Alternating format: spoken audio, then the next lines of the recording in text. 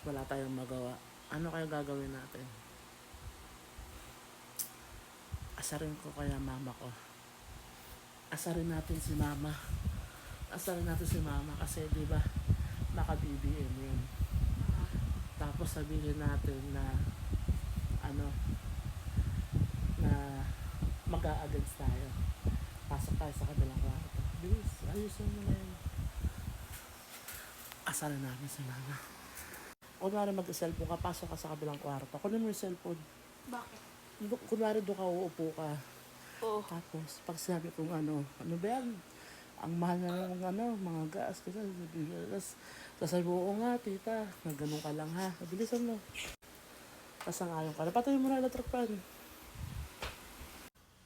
Kaya pupunta tayo ng kabilang kwarto. Grabe ang init. Ano, gising na yan? Sino yung batang yan? Sandali lang magising. Ba't ambis mo na magising? Ah. Grabe yung ano, no?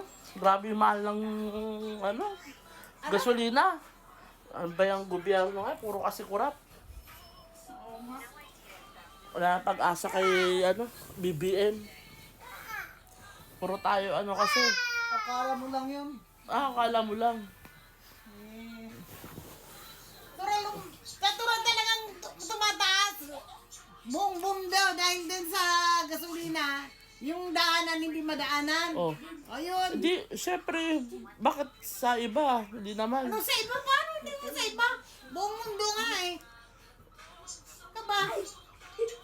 Kaya nga gera eh. Kasalanan ni na naggera. Mapot. Wala naman tayong gera eh. Wala nga tayong gera eh. Oh, yun na nga eh. Yung sa may gera eh. Kasalanan. Syempre, yung mga niya, di ba? Galit na galit yan. It's a Frank! It's a prank! Galit. Mga BBM talaga eh.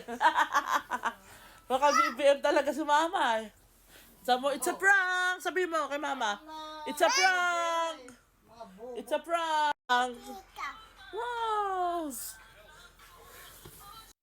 Ayun na nga guys, nainis na sa akin yung mama ko. Pero disclaimer lang guys huwag niyo ibabash yung mama ko yung mga maka-DDS dyan. Wala tayong magagawa kasi maka-BBM siya. Yun ang pananaw niya. Kumbaga, iba-iba naman tayo, diba? Ako kasi, ako, di ako maka-DDS, di ako maka-BBM. Kasi alam ko kasi, basta maging okay tong bansa natin, kahit sinong umupo, diba? Kumbaga, yung mama ko prunan ko lang kasi alam ko mabilis siya mapikon pagdating sa ganun, sa mga debating ganun. Kaya thank you sa panonood.